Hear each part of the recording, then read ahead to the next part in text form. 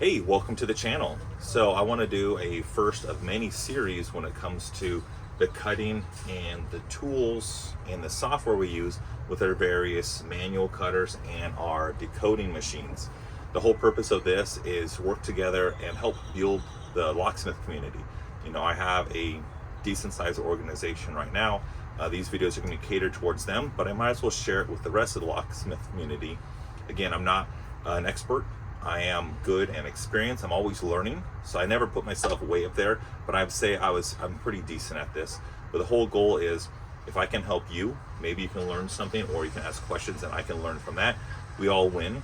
At the end of the day, I want to make it where the community as a locksmith community looks better when it comes to the customer's perception.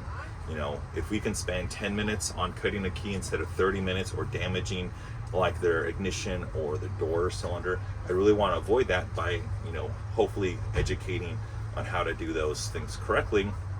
So one, we're not wasting the customer's time, we're not wasting our time, we're not damaging our inventory or the customer's property, and also it just makes us look more buttoned up, if that makes sense. So we're going to do, so far I have the syllabus of 9 meetings or 9 videos, and probably a 10th one for like a recap. So I want to kind of start of like how we kind of do things. So the first is going to be pretty simple format, where it's going to be kind of a broad intro, and then I kind of leave it open. Ideally this is going to be on a Zoom classroom setting, so if they have questions they'll answer or ask questions, and I kind of go through that. If you have questions, go ahead and check out the description. I'll have my email down there, and we can chat back and forth. We can attach pictures on how to do things, so I can still help you even if you're across the country or across the world. And then I'm going to put down related videos I have on my channel, or if I found videos from other YouTube channels, you know, not a sponsor, nothing like that, but just to kind of bridge that information so we can all learn together and get really good at this. So let's kind of go through what we experience and see when it comes to our machines. So if we look at the easiest one, the Silca, this is a Silca Speed. It's a 40 or 45 series. It's pretty standard. This is going to be like an edge cut. This is going to be like for those Ford keys, Nissan turn keys, like the emergency keys. You can use this on Mazdas. Pretty straightforward. You can use this for house keys. Not recommended if you're doing auto locksmith because it's wasting your time, but you can do that with this. Cool. Then if we look at the Gymkana, this is going to be like, I guess, the first machine that I teach.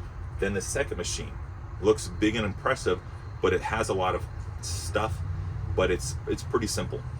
So the Gymkana 994 is going to be a mix where it does edge cut like those Ford keys, also does like laser cuts like Honda keys, GM high securities, things like that.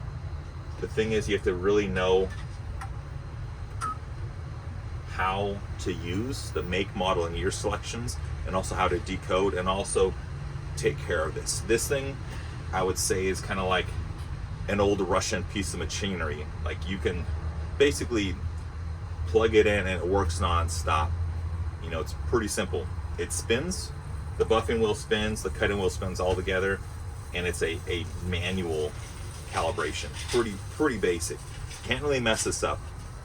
This thing you got to treat like a baby. You got to use a painter's brush to clean it.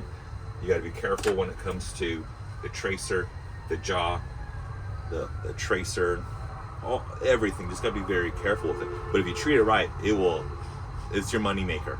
It does decoding, it does direct codes. You can do everything to make an old key new. Awesome. I have a second one because I got a really good deal on it, and it's going to be beneficial to have if I'm running, like, say, multiple high security keys, or if I'm doing multiple Toyota keys. I just do Toyotas on this. The Keyline 303, I would say, would be like the hardest of the machines, even though it looks very simple, but it's very complicated because you have one arm to pull down, and the other arm that controls left, right, forward, and back. You have the whole axis. So it's kind of like a video game. I always have people qualify, like, if you play video games, you can understand this because you're, one, paying attention to details, hand-eye coordination, so it's a win-win for what you're looking to do. So this one's going to be the hardest one. So when it comes to training and teaching, first step, second, and then third. So that's how we do that. So now I'll open it up if you have any questions. So if you have questions, most common question is, which machine would I use for this type of key or that type of key? And that's a pretty broad question, but it's pretty serious if you think about it. So what's going to be the most time efficient for you to do that? So for example, for me, if I have a Ford combo key, like a 2014 Ford F-150 key, it's the remote head with the key blade, Silca, and I'm done in 1 minute to cut both sides. If I put it in the Gymkana, it's going to take me about 5 minutes for decoding, then cutting. It just takes a long time, but it's going to be a factory cut. So that's where kind of you want to know like your skill set, your own skill set. So hopefully at the end of these videos, you'll understand how to use the manual machines and you'll be faster, because our brain is going to be a little faster than the software on here. This is updated and everything. It's good, but manual is always going to be faster because you're going to believe in yourself more than machine. This still makes mistakes sometimes. We still make mistakes, but higher success ratio. So it's cool. But again, it comes down to your personal preference. Now, what if they have a really old key, like an old Toyota key or a really old Honda key? I would say put it on here, the Gymkana, because it's able to decode that and take that really worn key and say, hey, it should be this. This is how the factory cut is. You make a new key out of there. It's super crisp and sharp. It looks amazing. But say if they have like a Honda emergency key for the push start, you can cut on the 303. The reason why is that key really doesn't interact with the lock cylinders. It's basically still a factory cut key. And this is going to copy that when it comes to those edges and everything, versus if it's a really old worn key. So say if you have like a Honda Pilot 2007, that key is old and worn, it's rounded down, it's not angled, it's all smooth. If you put it in here, it's just going to make a direct copy. That's where manual cutting doesn't have its strong points. Put it in here, it's going to be crisp like it was the same key rolled off the lot back in the day. So that's where you kind of want to know the strengths of the machines, what they can do, what they can't do, and then what you can do yourself. So that's going to be the best. So the big thing is, what do the machines do? What can you do? And then at the end of the day, how much time can you save? So if you're doing multiple keys, faster. But if you have time, you can use this kind of like as a cutting assistant or cutting buddy and get the job. You decode it, yeah, that's correct, go ahead and cut, and you can go off and do other things. So now you're maximizing your time, you're doing two things at once. So that's going to be kind of like the first perspective of these different keys. So when it comes down to like what to use and everything, there's just different bits, different parts. So like for the key line, I have all the different cutting bits and tracer bits, so I can change them out here.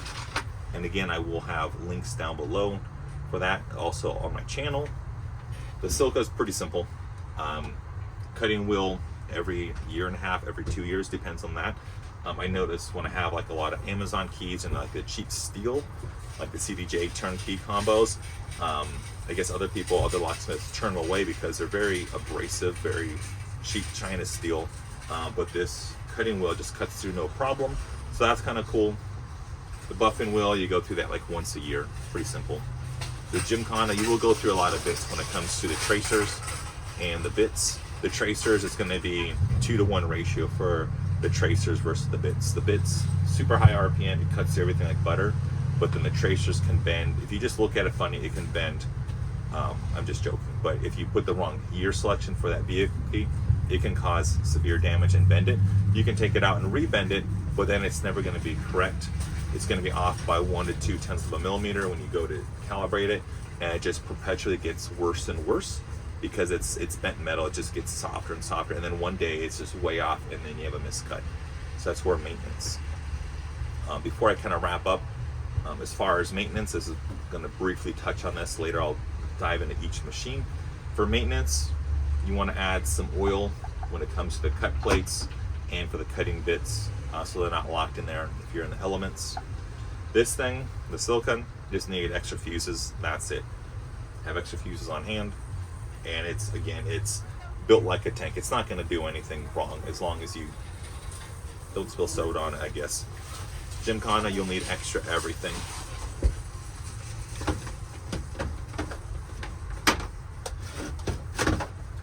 For the Gymkana, I have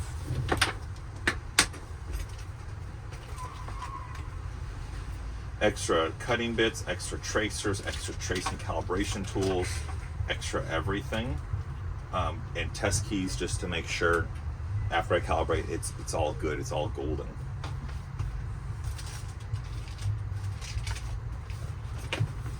So that's going to kind of wrap up the first video.